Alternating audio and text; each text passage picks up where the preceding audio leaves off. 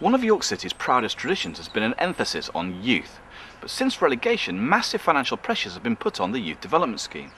So to discuss these problems, I spoke to the director responsible for youth, Steve Beck.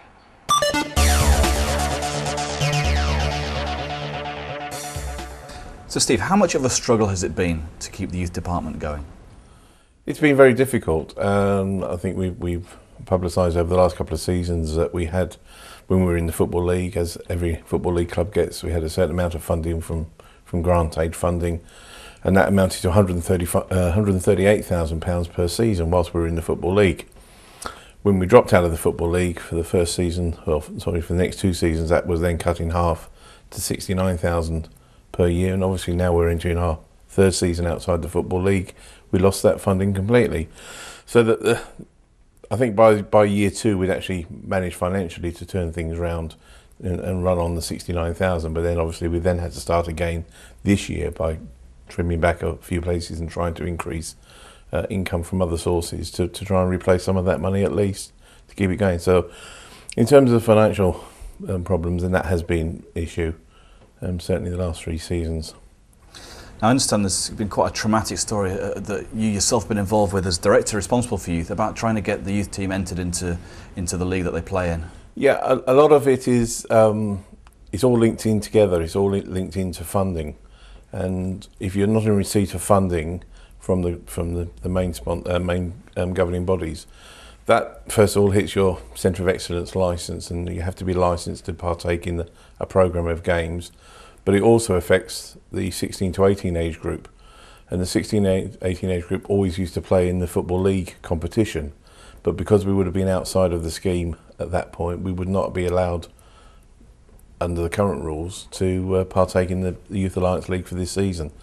It also then spills into the coursework that the boys do, because there is a recognised scheme which is run by the PFA through League Football Education.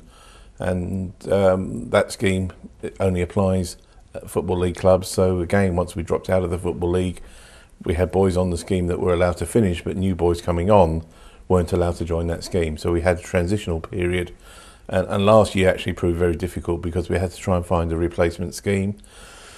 Unfortunately, the funding for that scheme, which was government funding, was withdrawn at the end of this year and was going to be replaced by something completely different, which meant lads that joined last year then didn't have anything going forward this year. So there were a number of issues that we needed to address. We thought we'd addressed them last year and got over that hurdle, then all of a sudden something comes back again. But for about 15, 16 months now, I've been formulating an idea and working through it with various people, especially sort of Football League and League Football Education, to try and get us back onto the scheme, which thankfully we've now been able to do. Now, funding is the major issue. We've lost quite a lot of funding, as you mentioned. Yeah. Hasn't it been necessary to make any structural changes? I noticed that the Youth Development Fund still exists as it has done before. Yeah, I mean, the fund continues to obviously raise money for the youth development part of the club and the whole department. I think in the past that may have been more geared towards the younger age groups, towards the Centre of Excellence, to assist with travel, with kit, etc. for there. But obviously now, with the change in the funding from the top, then that has to be spread more across the whole department. And also then we've had to look at raising additional funding through various events and from parents. Do you think one factor might be that perhaps supporters and the business community that might support other things, like the pitch? You saw the success of the pitch in a pound appeal. That's something tangible. When fans come to the game, they can see the pitch in a bad way, and therefore they're happy to put notes, coins into buckets. The youth team, maybe it's something which we take for granted. Do you think that's maybe an issue? Yeah, I mean, I for one have tried since I've been involved on the youth side to try and raise a profile with programme notes, with fixtures, match reports, etc., to try and raise a profile. Obviously on a Sunday morning we have up to 3 teams playing at the training ground. On a Saturday morning, which usually coincides when I'm at an away game with the first team, but the youth side play sort of every other weekend at the training ground. And obviously with the FA Youth Cup as well, which I mean, we were fortunate to have a game here last Friday, which those that did turn up, and we did make a big push to get as many people in as we could, and we had a fantastic crowd of 270. So yeah, I think if we can raise the profiles, that more people understand what it's about, what we're trying to achieve. These are the future of York City Football Club. There will be some of these that go on to play for the club, and rather than people coming up to me and saying, well, where's he come from? And I say, well, actually, he's been at the club for 8 years. It would be nice if other people saw players develop as they have done over the years. Trying not to look too much on the negative side, but every year that we are in non-league, it must become more and more difficult to keep, not just the youth team, obviously the reserves as well have had that issue. Sure. You must fear for the future. Yeah, I mean, it is getting harder. I think what we've been able to do, certainly on the youth side, is to cut our cloth accordingly. And it is a lot leaner, meaner than probably we were sort of 3 or 4 years ago, where we were receiving a large amount of money. I think it's a credit to everybody that works in that department, from the Centre of Excellence coaches right the way through. I'll include all the parents here who fundraise and put subscriptions in for each of their lads.